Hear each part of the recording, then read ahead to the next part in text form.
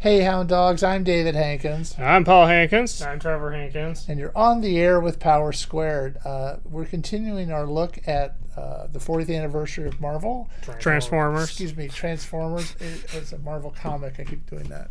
40th anniversary of Transformers with the writer and editor on the first several issues, Bob Budiansky. We mushed it. I'm sorry. Bob Budiansky. Excellent. Sorry. 5 stars. All right. Rough start here. For those who don't know who you are, can you tell us a little bit about yourself? Oh, okay. Well, my name is Bob Budiansky, and for about 20 years I worked for Marvel Comics from 1976 to 1996. And during that time, I was an artist, a writer, and an editor. And over the course of my tenure there, I worked on a wide variety of projects. I edited a bunch of mainstream books, including Daredevil, a Fantastic Four, and Spider-Man. I worked on all sorts of special projects. I was a special projects editor for a number of years, so movie adaptations, working with the National Football League, toy companies, media companies, all sorts of outliers from the normal mainstream Marvel comics, including Hasbro toys. I worked many years with Hasbro through Marvel on the Transformers. So I started working on Transformers in November of '83 and finished up sometime in the middle of 1989. So I worked on it for like over 5 years or so. Wow. In a nutshell, that's kind of what I did. I was the artist on Ghost Rider for a number of years. I was the writer who created Sleepwalker for Marvel. That was a book that came out for about almost 3 years. I was the creative director over the first 11 sets of Marvel trading cards that were produced internally from Marvel, starting in 1990 with Marvel Universe 1. And so I was overseeing that for a number of years. And finally, after starting out as a lowly editorial assistant to the Marvel British Department in 1976, by 1995 I was the editor-in-chief of the Spider-Man line of comic books. Marvel by that point had decentralized into 5 editor-in-chief lines, and I was the Spider-Man line until my departure in 1996. Wow. So quite a little bit of history there. When did you discover you wanted to go into comics? When did I discover? Yeah, when did you always want to go into comics? Yeah, since I was a little kid. I used to read a lot of comics when I was a kid, and I grew up to a point anyway, thinking, oh, I'd like to grow up to be a comic book artist, draw comic books. So if you asked me in 8th grade what I wanted to do when I grew up, I would have said, I want to be a comic book artist. And then I went to a high school that was specialized in science. I was always interested in science. I got more practical minded, decided nobody gets to become a comic book artist. That's not practical. So I decided I wanted to be a civil engineer instead. I got my Bachelor of Science in civil engineering, and went 1 year for grad school in transportation engineering. And then I interviewed for this editorial assistant job at Marvel that I heard about, got the job, and dropped out of graduate school. Are there any writers or artists that inspire or influence your work? Well, when I was growing up, I was a fan of several different writers and artists. So I grew up reading comics in the 60s. I started out reading mostly DC comics, and then gradually, as I got a little older, I migrated over to Marvel. So I was heavily influenced by, since I wanted to be an artist, more than a writer at that point, I was heavily influenced by artists like Gil Kane, Carmine Infantino, Mike Sekowsky, and then a little bit later, Jack Kirby, John Romita Sr. And then as far as writers, the writers I liked initially were writers like Gardner Fox and John Broome, who wrote all those stories that I was just referring to for the DC comics. Marvel, Justice League of America, Green Lantern, Flash, Hawkman, Atom, those were all written by those guys. And then I moved over to Marvel, and Stan Lee was the guy. So he was my man for a number of years before I dropped out of comics completely. So when I got to high school, I decided too old for comics, going to stop collecting them, stop buying them. And it wasn't until I got into college that a friend of mine introduced me to what was current, several years later. And I discovered Conan the Barbarian. I never imagined that a comic book like that existed. And so I got into what was then current in Marvel, which was Conan, being drawn by Barry Windsor Smith and then John Buscema, and being written by Roy Thomas. So those guys heavily influenced me. And I think overall, as far as my art style, the person I was probably most trying to emulate was John Buscema. He was phenomenal. He was phenomenal in every way. He could tell a story. He drew beautifully. He drew people just the way you wanted to see them depicted. I mean, he did everything right. So he was my inspiration for a number of years. But over the years, I got, there was plenty of other artists that I found very appealing. So would you rather write or draw or both, or did you have a? Well, that's a good question. So I was, I had the opportunity to do a lot of things at Marvel. So originally, when I got into my entry-level editorial assistant job, and when I interviewed for it, my friend at Marvel, who I was replacing, told me, don't tell the guy who's going to hire you that you want to be an artist, because if he hears that you want to be an artist, he won't hire you, because he'll know that you'll want to quit as soon as possible. So I did not include that in my interview. And the guy who hired me, by the way, was Larry Lieber, Stan Lee's brother. He was in charge of the Marvel British department back then. So any case, I didn't mention that. And then I got on board, and I made it clear pretty soon that I wanted to become an artist. And he was very helpful.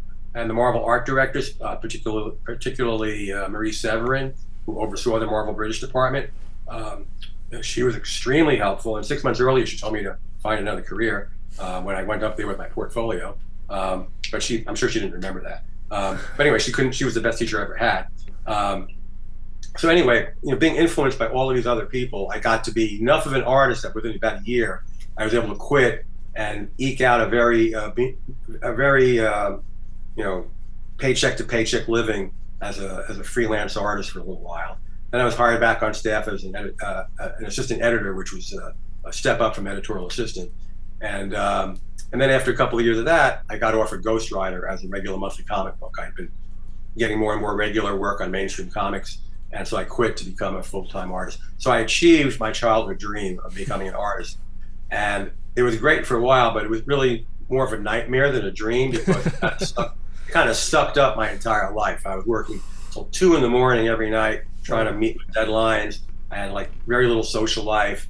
It was, I'm not saying there aren't people who can do it successfully, but it was a real struggle for me. So then the editor-in-chief at that time, Jim Shooter, with about a year and a half, 2 years into my Ghostwriter gig, well, first Ghostwriter was canceled. But the day it was canceled, I was offered enough work to do 5 months more books for Marvel. They gave me a mini-series and an annual to do and all. So I was pretty busy. But soon after that, he said, hey, do you want to come back on staff as a full editor? So that was like the clincher. Okay, I've tried the freelance life. This is a real challenge. I'm not making a lot of money. I'm not getting much fresh air anymore, So I took the editorial job, and that worked out really well. I was an editor there for 13 years. First an editor, then the special projects editor, then the executive editor, and then editor-in-chief of the Spider-Man line. And that allowed me to have a normal life, a better income, and one thing I quickly learned was that it's a lot easier to write a monthly comic book while on staff, not during staff time, but as a freelance job at night and on weekends. It's a lot easier to do that than to draw a comic book every month while on staff. Drawing a comic book on staff every month is an impossibility. But writing is something, not to say it doesn't take talent, but it just comes a lot quicker than drawing a comic book. So I was able eventually, through various opportunities that were offered to me and so on, I became the regular monthly comic book writer of Transformers. So I wrote issues 5 through 55, missing a couple for fill-ins, but I wrote about 49 issues. Wow. And issues 1 through 4, which was a miniseries, I was the editor. So I don't know if that answers your question, which one I like better, but I like both. I like writing, I like art, but I think writing was a more it gave me more normalcy to my life. I'll ask the question. What was it like working with Stan Lee? Well, I didn't get to. So that's an interesting question. So like Stan Lee, when I first started there, he was in the office, but just barely. He was actually on his way to moving out to California.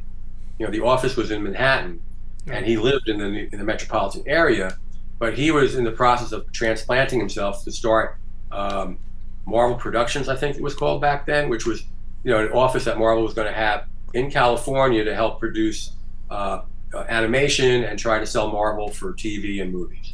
So he was transitioning out of Marvel. So I barely worked with him in that regard. However, he didn't work for me. I was his boss for a while. So years later, when I was a full editor, and I mentioned I was working on all these special projects. So one of the special projects that came my way, Stan wanted to develop this character called Solar Man. I don't know if he did. I think somebody he knew created the character. He was going to write 2 issues of the comic book, and I think his idea was to use the comic book as a springboard, kind of as a like a proof of life or something. Like he could show that around to studio and say, "Hey, I have this new character called Solar Man. Let's make an animated TV series out of it," or whatever he was trying to sell it as. So he did 2 issues of that, and I was his editor. So he reported to me. What was he and like? He was great. Yeah. He was great to work with. He's like, I mean, first of all, when I say I was his editor, I mean, I was basically his traffic manager. I just, took in the script from him and gave it to the artist or whatever. I didn't try to edit Stan. Stan knew what he was doing. Right. But it was a pleasure to work with. So that's what I could tell you about working with Stan. All right. So since we're doing this podcast for the 40th anniversary of Transformers, we'd like to ask you about your work on that book. Okay. Oh yeah, that's the first issue I edited. Yes. Transformers #1. Yes. So you might have been asked this before, but how did you become involved in the world of Transformers?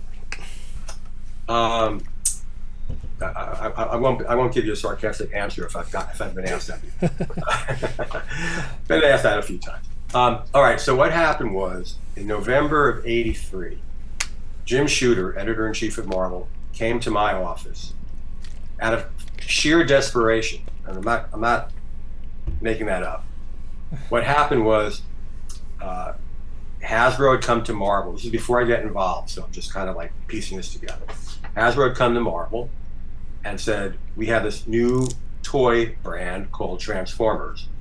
We want you, Marvel, to develop characters and a storyline for it, a backstory." Marvel had done that very successfully a couple of years earlier with G.I. Joe. Same thing, same deal. Hasbro came to Marvel, and Marvel, mainly Larry Hama, developed G.I. Joe into what it became. The characters and the comic book and the animation, toys and all that. So same thing happened. So Jim Shooter initially wrote the treatment for it. The treatment being a 6-page document that just said, laying out the good guys and the bad guys and the conflict and their environment and so on. And then he asked one of the senior editors on Marvel staff at the time, who had a ton of writing experience, to develop the characters. So initially there were 26 toys, 26 Transformer characters. I think they were they were the Autobots were the good guys, and the Decepticons were the bad guys, and I think out of the 26 there were 12 Decepticons and 14 Autobots, or something like that. It was split. In any case, he went to this senior editor, and for whatever reasons, he did not like the work that the editor produced. Right? So rather than go back to that editor and say, "Can you please rewrite this? Here are some comments," he decided to find a different person to write it. And he went to a few other editorial offices where the editors had writing experience, Larry Hama being one of them, and a couple of other guys, and they turned him down. Either they weren't interested, or they were too busy, or I don't really know why. But it was the week right before Thanksgiving week of November '83. So I'm sure some of these editors probably were thinking, if nothing else, I want to tie up these projects that I have on my desk and get out of here in time for the holiday. And maybe one or two of them had fly off to go visit family somewhere. Who knows? Finally, he came to my office after he's asked about 3 or 4 other editors. Comes to my office and says, Bob, I have these 26 characters. I need names for them and character profiles by Monday, the Monday before Thanksgiving. This is like on a Wednesday or a Thursday. Wow. So I said, sure, I'll do it. And I'm not doing anything this weekend. That was what my life was like back then, I guess. So anyway, I took on the job. We did keep 2 of the names that had previously been created by the previous writer, Optimus Prime being one of them. So I'll give them all credit for that. But over that weekend, I came up with all the other names and wrote profiles. I submitted it to Jim Shooter Monday morning. I'm assuming he had a deadline to get it out to Hasbro before Thanksgiving. And it came back that they liked it. He liked it, Hasbro liked it. We tweaked a few names, but they didn't pass the legal department for whatever, some potential trademark infringement or something. Yeah. But overall, it worked out great, and I stayed on that job working through Marvel for Hasbro until 1989. So I was creating characters for obviously Transformers became a huge hit. So after that initial 26 toys were rolled out, they rolled out another line of toys and another line of toys. So over those years, over about 5.5, 6 years, I named and profiled about 250 characters for Hasbro. For Transformers. So they would just have, here's a toy, name it for us? Yeah, pretty much. So initially, a lot of your listeners might know this. Initially, Hasbro made a deal with 2 different Japanese toy companies that had these transforming toys. Bandai being one of them, and Takara being another. And they basically licensed the ability to rebrand these toys as Transformers. They repainted them so they had different colors and so on. But now they had a whole new purpose. They had the bad guys, the good guys, Decepticons and Autobots, and they needed to come up with these names and put them on the toy packaging and so on. So initially the toys existed, is what I'm trying to get at, saying it in a very long-winded way. Yeah. So they just gave me the toys. They gave me the Japanese toys. They weren't manufactured for the American market yet, so they were the old Japanese toys. So I looked at the toys and I could see that this guy turns into an ambulance, this guy turns into a jet fighter, and so on and so forth.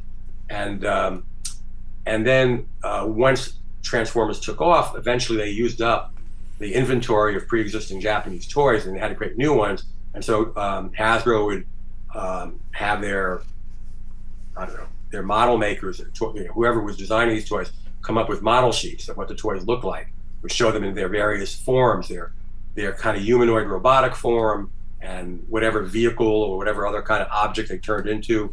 And so I would have that as reference. So that's exactly what you said. It's like, it just gave it to me. All I knew was what they looked like, what they turned into, and whether they were a good guy or a bad guy. And that was the only direction I had. And based on that, I came up with all these names and profiles. Wow. How hard was it to come up with all the names and profiles? How hard was it? Repeat that again. How hard was it? Yeah. It wasn't. Well, first of all, you have to realize it wasn't like they dumped all 250 of them on me at once. Right. It was spread out over a number of years.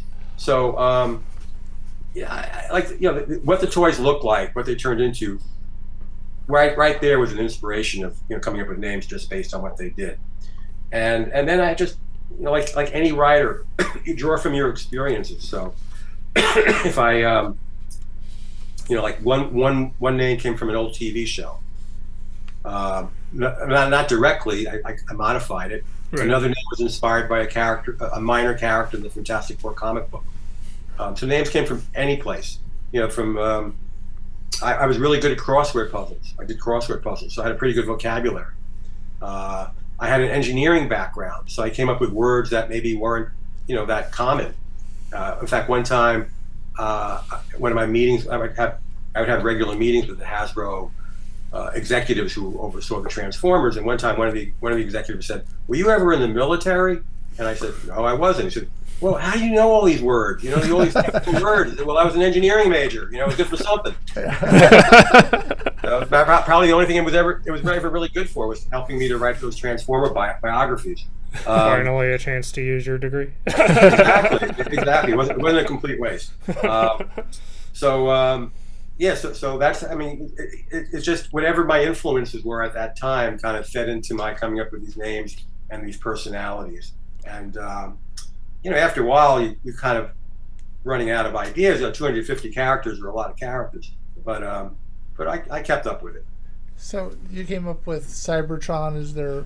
No, Cybertron was, so what was presented to me, and I remember Jim Shooter came up with the original treatment, not me. Yes. So Jim Shooter, either he was given, I think Autobots and Decepticons and Transformers were already names that Hasbro had, and they gave it to Jim. Cybertron might have been in there as well. I'm not really sure. But Jim came up with all those basics of the mythology of Transformers. I took that and went from there. So I didn't have the character names except for two, and I didn't have their personalities. And so I built on that mythology that Jim started with. And so as I wrote stories, starting with issue 5, I developed more and more ideas that were, rooted in what Jim had written. Wow. So when you first started working on Transformers, did you or anyone else involved have any notion that it would last this long? Oh, of course not. No. Why do you think Marvel said #1 in a 4-issue miniseries on issue 1? Like they didn't have any confidence in it. No. Companies were coming to Marvel all the time with their great new idea, and Marvel didn't know if it was going to work out or not. Nobody did. I worked on other toy products over the next couple of years that went nowhere. It wasn't because of what we did at Marvel; just the toy, didn't find its audience. So I remember having a meeting with another Hasbro executive, and I think she said something like new toys would be released to the marketplace usually like in the early fall, so they would be on the shelves, and the toy companies could advertise them for the upcoming Christmas holiday, right? So I remember she said, if a toy in the toy industry, if a toy lasts 2 holiday seasons, that's considered a success. So even the toy industry understands that most toys don't last that long. They throw a lot of new ideas out there, and not all of them are hits. Very few are. But Transformers was a hit, but nobody had an idea it was going to last. Not only did it last during that period, but it came back in the late 90s. And then in the 2000s, it became a live-action movie franchise, so which nobody could have predicted. So it was a surprise to everybody. I'm sure, nobody had that as a plan. So when you started writing issue number 5, how difficult was it to turn a 4-issue limited series into an ongoing? Well, okay, so one interesting thing about the 4-issue limited series was it came to an end where the Autobots win. And then I'm the editor of that. And then Jim Shooter says to me, oh, by the way, we're going to continue it with issue 5. So in the hurry, we had to change the last page or two. So it ended on a cliffhanger instead.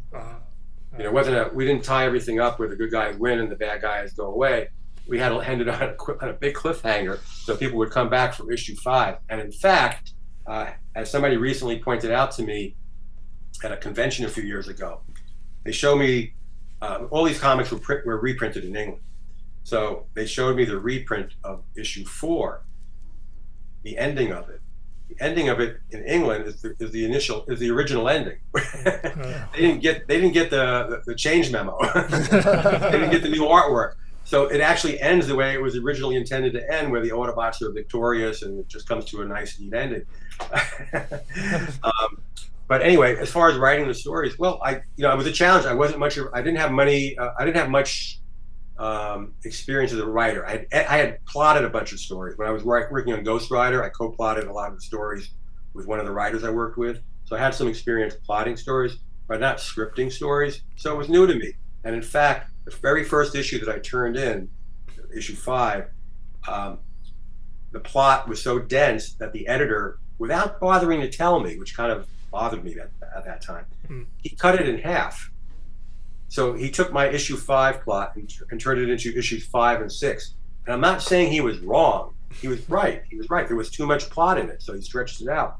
But he could have just told me, and maybe I would have like tweaked it a little bit so that issue 5 came to a little bit of a neater conclusion or something. You know, like it would have ended at a better point. I don't remember, but it was already a done deal. Like I didn't know that he was giving it out to the artist and telling the artist cut this into 2 stories.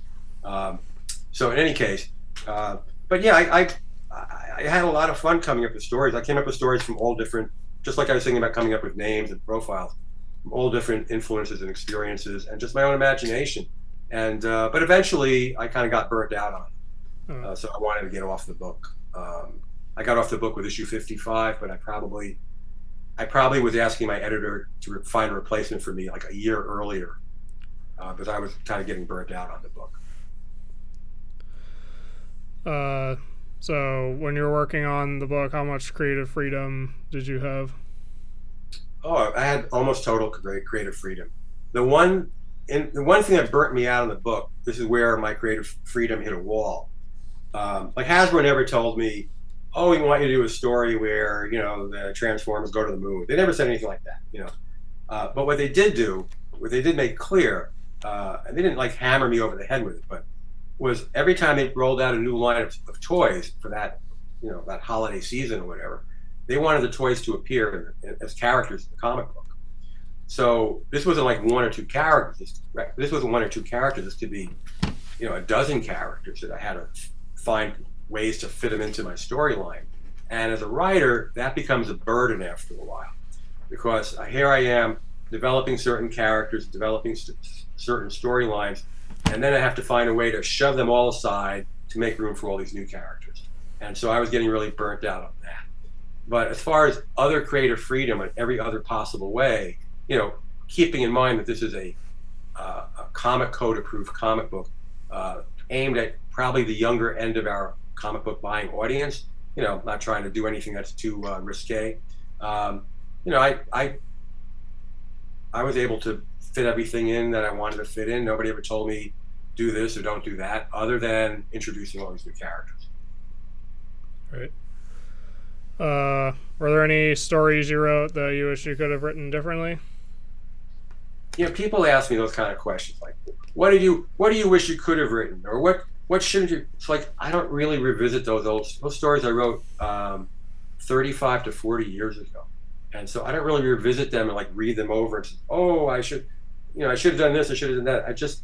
I'm looking more toward the future than to the past, so it's hard for me to like give you a good answer. The only answer I'll give you, and this is kind of an overall answer, you know, like it kind of relates to what I said earlier about me being a relatively new writer. When I came aboard the Transformers, it was the first book I was writing on a regular basis. Is that you know, looking back, I should have found ways to use less words. So I think my earlier stories are a bit wordy, and so you got in a comic book you got to let the pictures have some room to breathe. So, but I don't have that in front of me right now. I point out this word balloon or that word balloon, saying, we don't need that. Or I could get rid of a few adjectives here and make it shorter, you know. So, but I will say this is the most recent comic book I wrote. I just happen to have it next to me. Transformers, the animated movie. I mean, I wrote this 18 years ago, I think, 2006. It's an adaptation of the movie, and very few words. I learned my lesson, you know. I mean, the artwork is beautiful. Why would I want to clutter it up with a lot of words? Yeah. So I did get better at being a little more brief in my approach to writing a script. So. All right. I might have been asked this before, but do you have any Transformers toys or memorabilia? I do. I have some of the original toys that Hasbro gave me back then, and I'm not going to say where they are because I don't want anybody breaking into the house. Because they're still in their boxes. I never really played with them. I was a little old for that. But I don't go around collecting Transformers memorabilia, so it's not like I have a big collection of Transformers stuff. And I have, as a creative contributor at Marvel, Marvel would give you free copies of the comic books. So I have, a handful of comics here and there for each issue. Right. So at some point in the Marvel run, writing duties were handed over to Simon Furman. Right. I assume that was a smooth transition. Oh, it was better than smooth. So there's a good story with that. So, like I said earlier, I'd been trying to get off the Transformers book for many months, and what would happen would be, I'd mention this to my editor, his name was Don Daly, and I'd say, Don, I'm really burnt out on this book. I really want to move on to something else. Can you find another writer to take over this book? And he would beg and plead and say, Bob, I can't think of anybody else but you who could write this book. So I'd stay on it. And then in February of 1989, a friend of mine and I went to England for a vacation. And I'd already met Simon. Simon, as you probably know, and perhaps your audience knows, he's English. He worked for Marvel UK office in England, in London. And during that time, he picked up Transformers work. And so what happened was, the English market was a weekly market for comic books, whereas in the States, we typically print out comic books every month, right? It's a monthly market. So the English market would typically take an American story and cut it in half and stretch it over 2 weeks. Okay, 2 weeks of a 4-week month, let's say. So eventually, the English market would run out of reprinting all of the American market, all the American comic books, because they would catch up with us and they would be out of comics to reprint. So what they needed to do was fill in issues. So they hired Simon Furman, the Marvel UK office, hired Simon Furman, who was already on staff there, to write the fill-in issues. And so there was 1 or 2 occasions when he came to visit the Marvel offices in New York City, and I met him. And anyway, let's move forward to February '89. I'm in England on vacation. I go to London.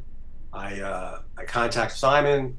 Let's get together. We get together for lunch. I said, Simon, I'm really tired of writing Transformers. Would you like to take over writing the American comic book?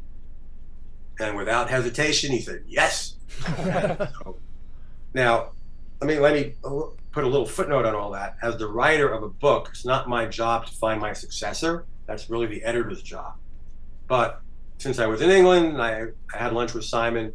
I went back to the States eventually. Went up to the Marvel offices. Well, I worked there every day, and sent to Don Daly, the editor. I said, I got Simon Furman to replace me. Are you okay with that? He said, I'm okay with that. So finally, I was able to quit the book, and that's how Simon got aboard. So not only was it a smooth transition, but I literally handed it to him on a lunch plate. He says we had burgers and beers that day.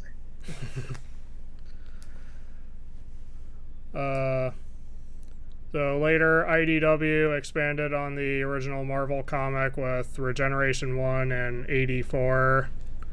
Were you familiar with how they handled those? So this is a common, I don't mean to, I'm not trying to insult you or anything. Right. A common misconception among people who are Transformers fans or think I'm a Transformers fan. I'm not a fan. I was a professional writer and artist. So once I left Transformers. I didn't really follow what was happening after I left. And so I know other publishers picked it up, Dreamwave, IDW, now it's with Image, I believe. Yeah. But I don't read the comic books. I never watched a single episode of the animated TV show. I only finally watched the 1986 movie when I had to write this book. I got this assignment in 2006, which was 20 years later. So, and I have watched a couple of live action movies, so I'm not completely unaware of what's happening. Right. But I just don't know what other companies did, how successful they were, what storylines they developed. I just really haven't followed it at all. Fair. So probably the average fan, and I do a lot of conventions, I do a lot of Transformers conventions. The average fan who comes to my table, who's a Transformers fan, knows far more than I do.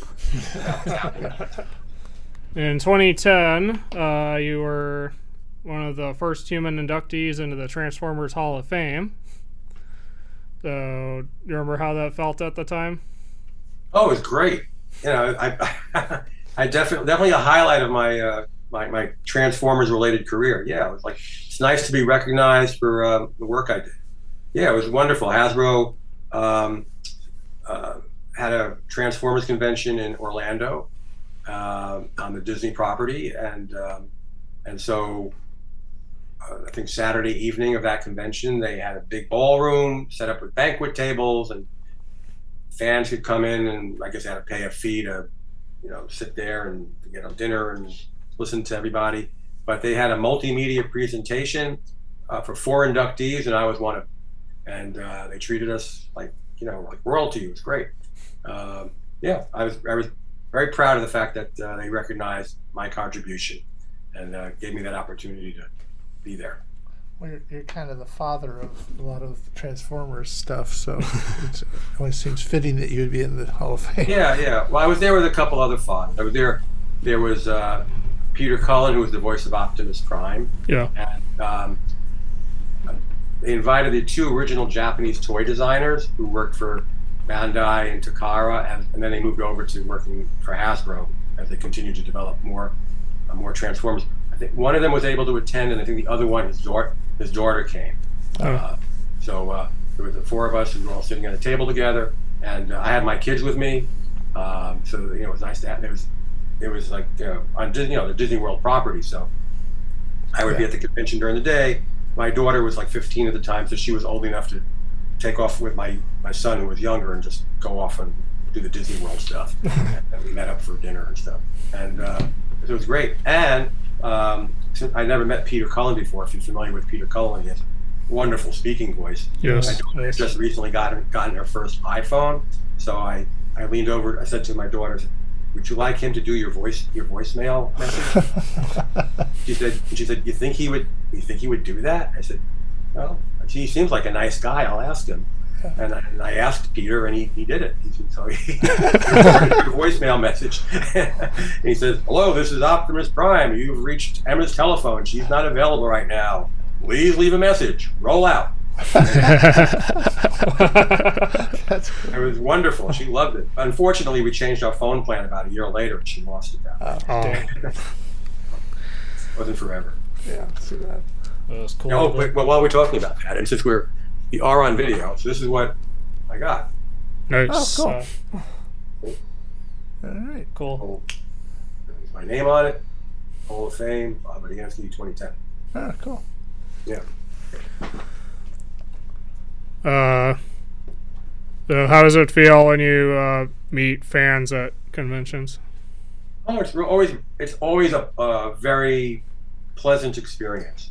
The fans are excited to meet me. I'm happy to talk to them. They share their childhood memories of growing up reading Transformers comics, or watching the TV show, whatever. It's always a very enjoyable experience. So I look forward to going to these conventions and meeting all sorts of people. And it's very flattering that so many people care so many years later about work I did 35, 40 years ago. Yeah. It's still meaningful to them. You've probably been asked this, but if you were given the opportunity, would you work on Transformers again? Perhaps. I'd have to think about it, because I don't kind of like what I said earlier. I don't think about Transformers stories. Yeah. So I'd have to sit there and think, what would I do? What stories do I have in me that are worth telling? That would make a good Transformers story. So I'd be interested. I can't say for 100% sure with 100% surety that I would do it, but I'd have to think about if I have any stories to tell. All right.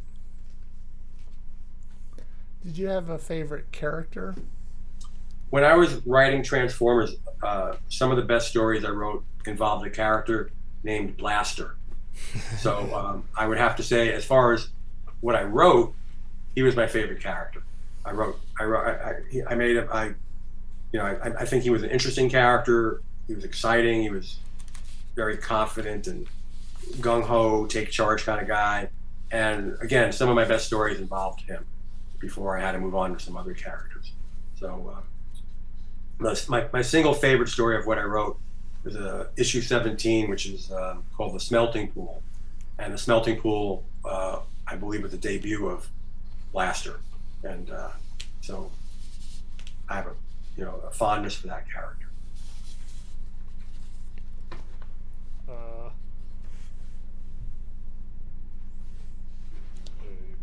Yeah, sure.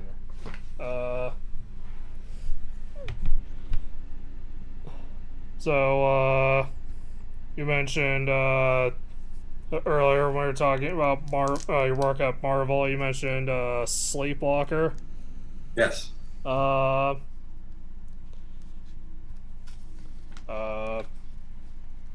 When I was doing research for this interview, I found it kind of interesting. Okay.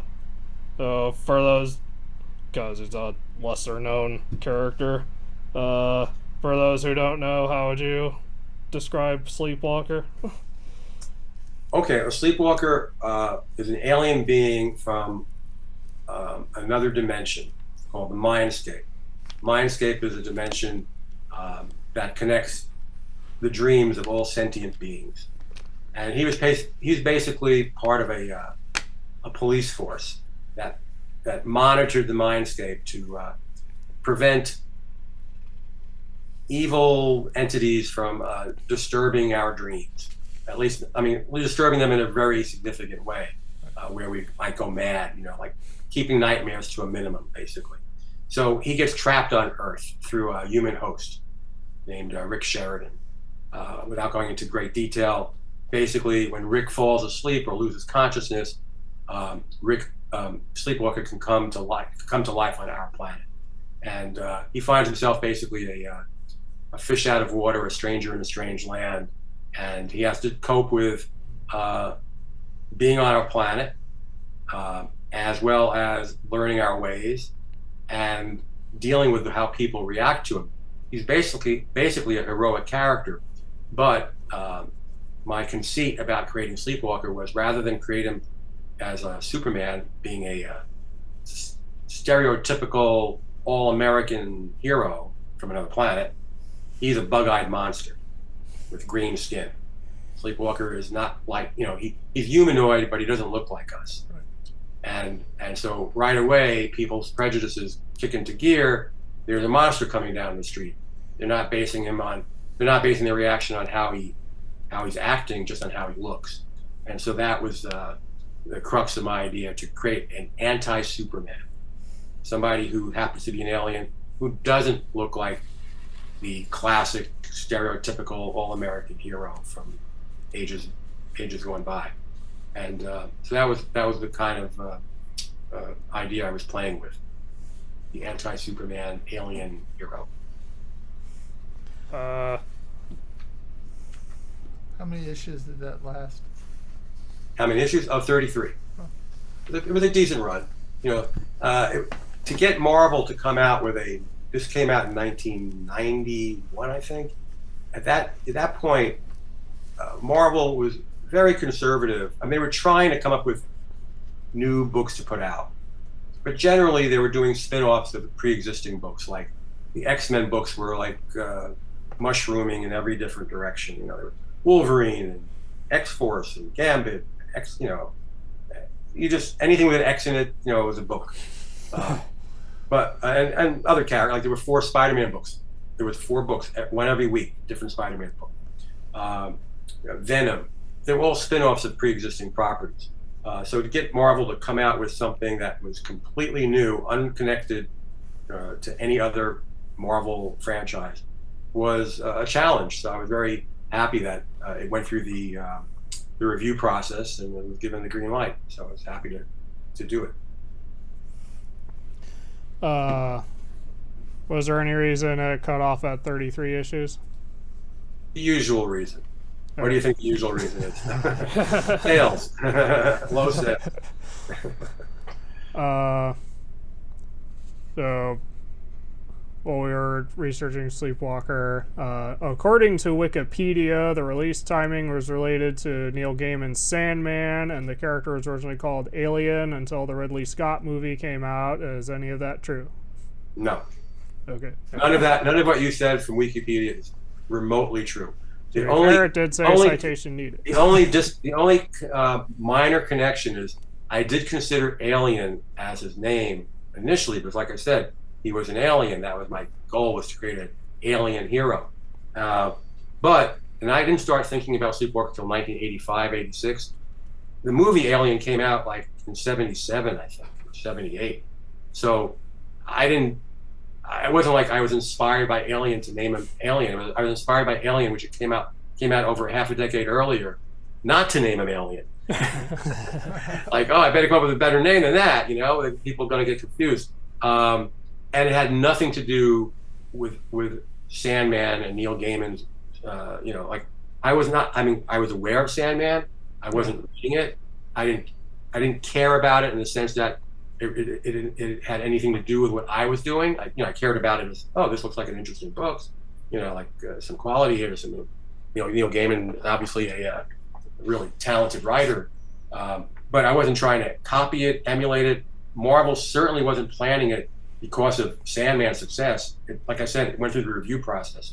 It wasn't based on, let's put out a book like Sandman. It's nothing like Sandman. If you've read Sandman, if you're familiar with it, the storyline of Sandman and the storyline of Sleepwalker, they're like nothing. They have nothing to do with each other. Yeah.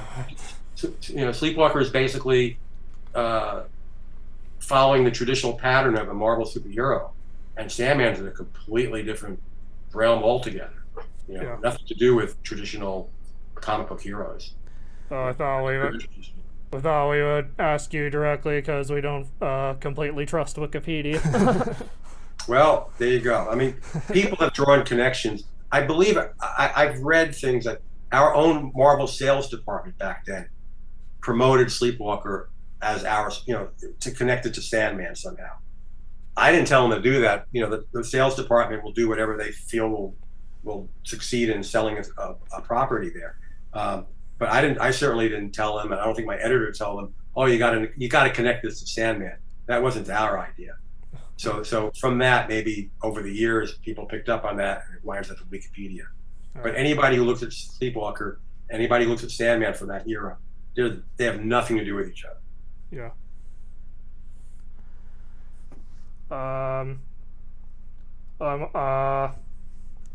Also saw that in more recent years, Sleepwalker has sort of made more sporadic appearances in the Marvel comics. Were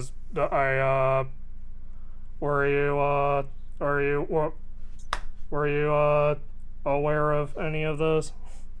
I was aware of them. I mean, they don't consult me. They own the character. They can do what they want. Right. So I've been made aware of them, but I have no input on any of it. In fact, last year, Sleepwalker was featured in a Hellcat miniseries, like a 5-issue series, as a guest star in every issue.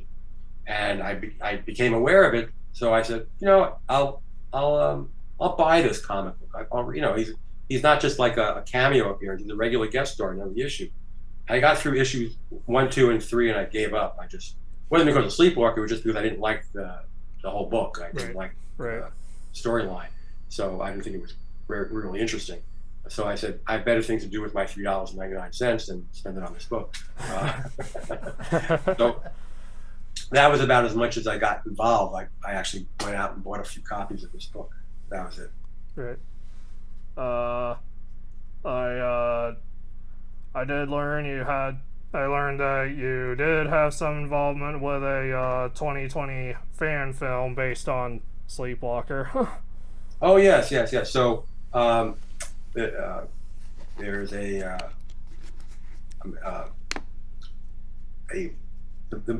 guy who's behind that film. His name is Josh Knotts.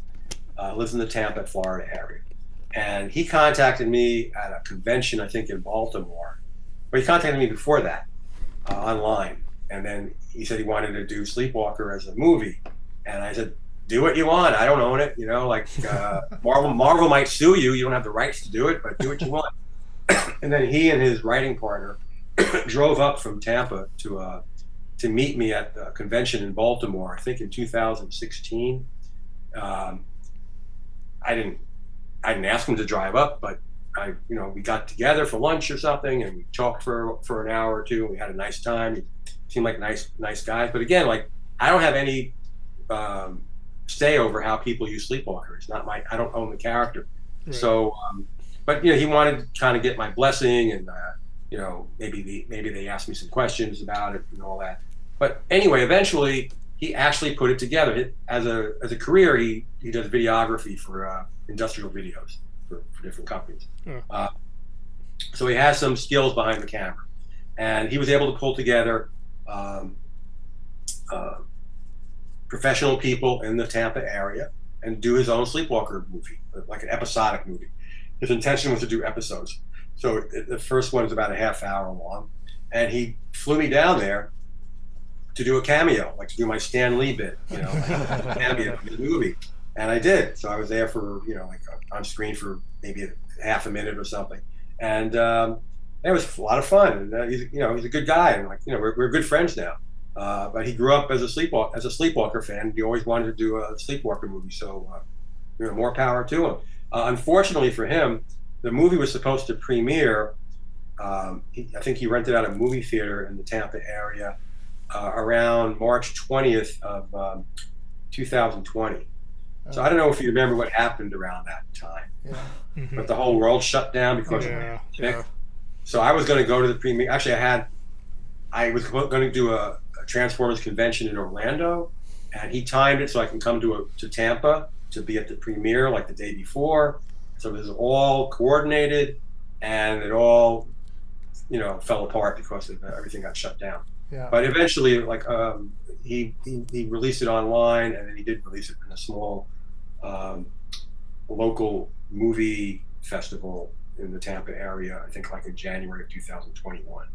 So did he get sued by Marvel? No. I mean, there's a lot of fan fiction out there. So generally, and there's no hard and fast rule about this, but generally, if you don't go out there trying to make a profit on your fan fiction, whatever form it might take, they won't go after you. They'll just leave you be. But if you're trying to profit off of intellectual property that you have no right to use, then the lawyers, start sending you letters. So he never got.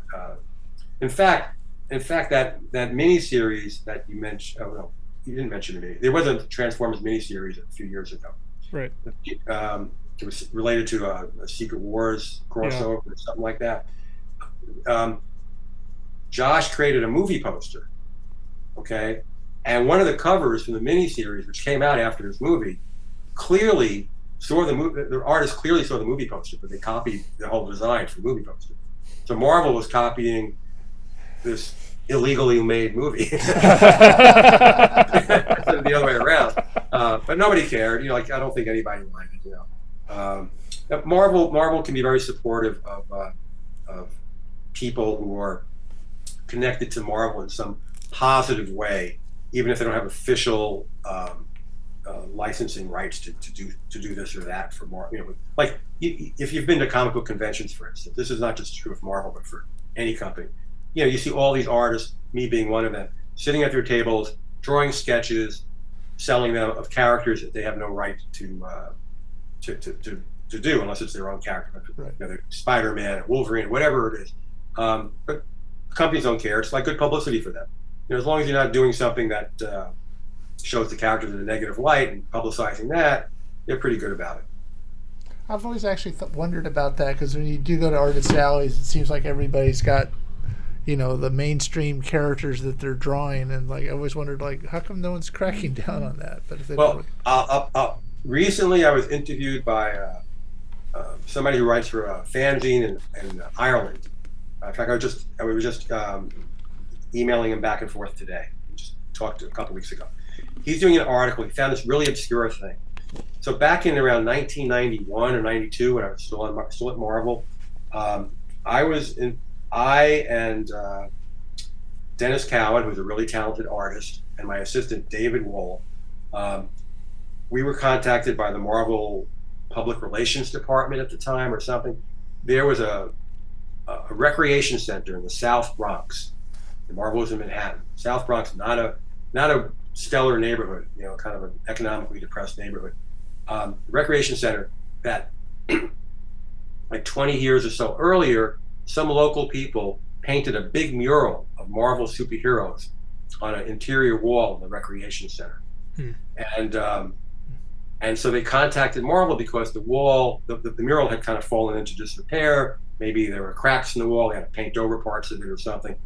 So they wanted to fix up the mural. They were calling Marvel for their help. So we were sent up there to consult with them. Now, they didn't have any right to do a Marvel mural.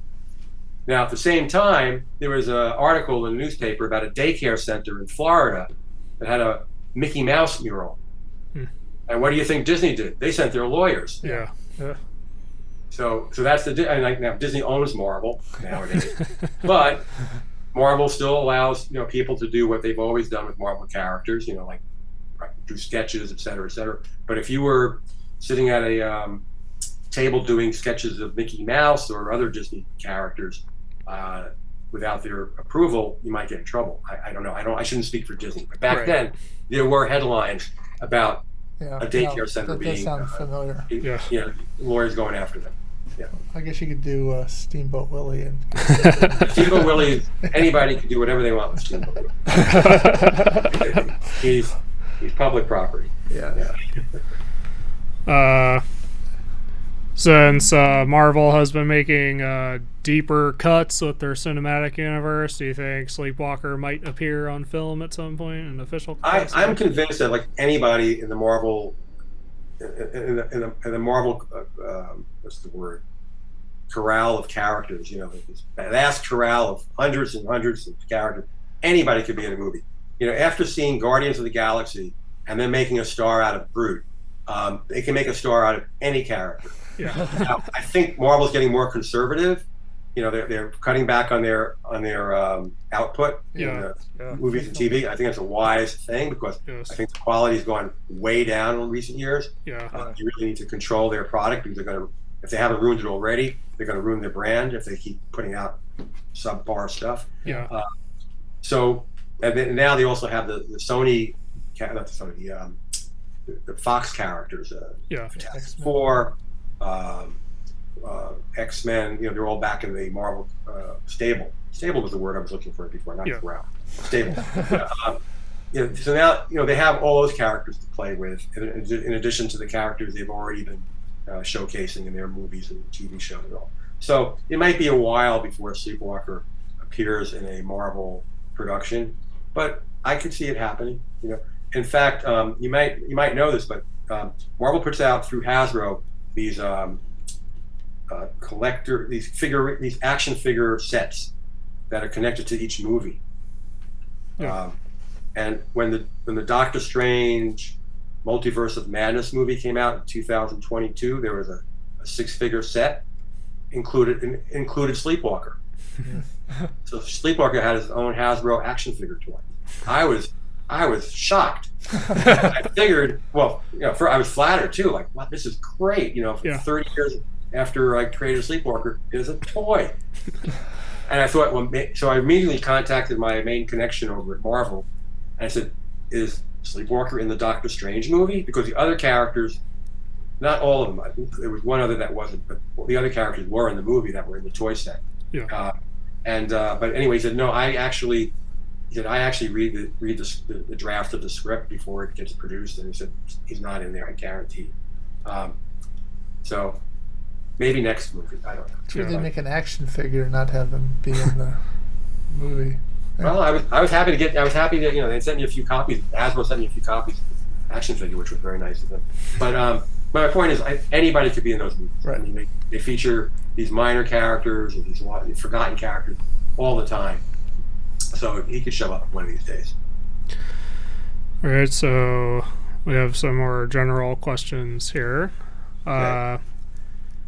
Did you have any other interesting stories about working at Marvel? Well, I worked there for 20 years, so I'm sure I have some interesting stories. So, when I get asked a general question like that, those are the toughest questions to really answer because it doesn't allow me to focus on anything. Right. So, when you ask me specific questions about this project I worked on or that project or this person I worked with, I could probably come up with something, but a real general question. I mean, I could say generally until the end when Marvel was imploding I don't know how much you know about this, but Marvel imploded in the mid 1990s and went bankrupt in 1997. Right. Until those years, Marvel was it was a ball to work there. So I have only fond memories for most of the time I was there. I worked with some great people. I worked on some really fun projects over the years. I got opportunities. I got all sorts of exposure to really talented people and learn from them. So there was it was a very positive experience for myself to work there. So if you have a specific thing that you want to ask about, I'll give you an answer. But to say, oh, do you have any stories? I've worked 20 years. I'm sure I have a bunch of stories. That's fair. Is there any work you've done that you wish more people were aware of? That I wish more people were aware of? Yeah. Well, working, I'm really lucky in the sense of comparatively comparing myself to other people in the comic book profession, because most people start out working on very small publishers, and then they try to work their way up to Marvel or DC or Image, one of the bigger publishers. Yeah. So they start out working in obscurity, and then they eventually, if they're lucky, if they're talented, graduate to one of the big companies. I started out at Marvel, so anything I did was had exposure. So I would have liked more sales on certain things that I worked on, perhaps, and maybe they would have lasted longer. But everything comes to an end eventually, and some things come to an end quicker than others. Right. I don't think I have any. If anything I didn't get enough exposure, it probably didn't deserve enough exposure. Ultimately it's the consumer who decides. Outside of comics, do you have any other hobbies? Well, I have a day job, which has nothing to do with comics. So comics is kind of almost my hobby. So I have a day job. And when I'm not doing my day job, I try to squeeze in some comic book related work. Like right now, I'm working on different aspects of two different card sets: a trading card set and a playing card set. So that's why I happen to have this Transformers book right near me, because I'm working on some Transformers trading cards right now. So I'm using that for reference. So occasionally these little projects come up. I don't really seek them out. People come to me for commissions. So I have a list of commissions, most of which I never get to, because I just don't have the time. But here I'm recreating a cover of a British Transformers comic book cover. Huh. So this is a work in progress. Nice. So I have all sorts of odds and ends like that. But I don't have any real projects other than, like I mentioned, these relatively small card projects. I don't seek out those kind of things. So my hobbies are limited by I have a day job, and I do have other comic book related work, comic book related conventions. My hobbies are I go jogging, I go bicycling. Probably that's it. Right. If anything, my hobby is my comic book work these days. It's not my regular work. Can you tell us what your day job is, or is that Sure. I am for the last 18 years, I am the recreation director for my town that I live in. Okay. I got drafted into the job. I never intended to be a recreation director. I volunteered to be on the recreation commission, and after about a year or so, the director job became vacant, and everybody on the commission was pushing me to take the job. Said, Bob, you should take that job. At that time, I was working out of my home. I was doing graphic design work for Scholastic mostly, Scholastic Publishing at that point. And so I was already working out of my home. I was already here in town. And I said, okay, so I've been doing that day job for 18 years. So like right now, I'm in the middle of summer camp enrollment. We already have well over 2,300 registrations for different programs for the summer. Wow. And we have a small town, like about 7,300 people, but it also take from other towns too. I'm planning our summer party in the park, which is the last Tuesday night of the last Tuesday evening of June, followed by our first free movie of the summer. So we do an 8-week summer movie program. So I'm planning the movies. Wow. I'm planning our 5K race in October. Got to plan that way ahead of time. So I just did the design for the T-shirt. I do the T-shirt design every year. So I get involved in a lot of different things being recreation director. I'm able to pull in some of my design skills and writing skills and so on, and organizational skills and doing all that. And it gets me very involved in my town, my community. What town are you in? Fanwood, New Jersey. Okay. Yes. Right. Right. Oh. So We always ask our guests. Yes, listening. Go ahead. all right. I'm going to show you the design. But Okay, sure. All right. if I could find it here, it's in this file. Go ahead, ask the question.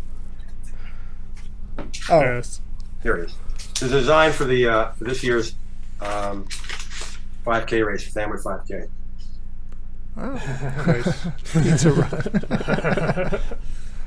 Well, that's So cool. last year we did our first pizza run, and our registrations increased 253%. So is there pizza at the end of it then? Of course. Okay. Wouldn't want to cheat them. After doing all that work and running 3.5 miles, It's just an empty pizza, that'd box. be terrible.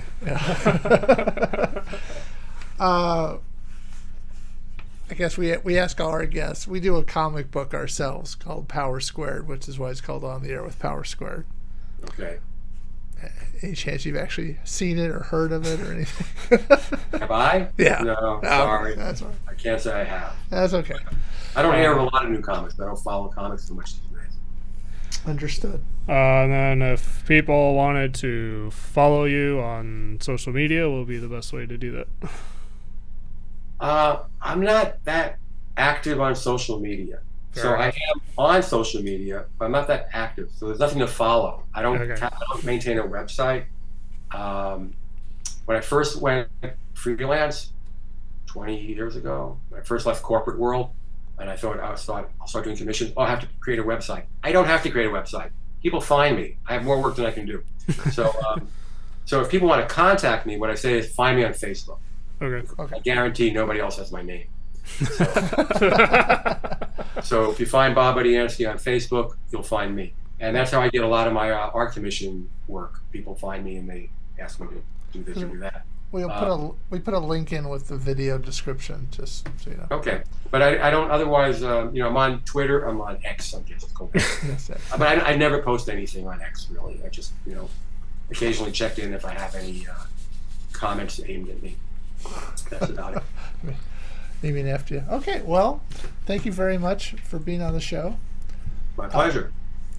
So I'm David Hankins, I'm Paul Hankins. I'm Trevor Hankins. and you've been on the air with Power Squared.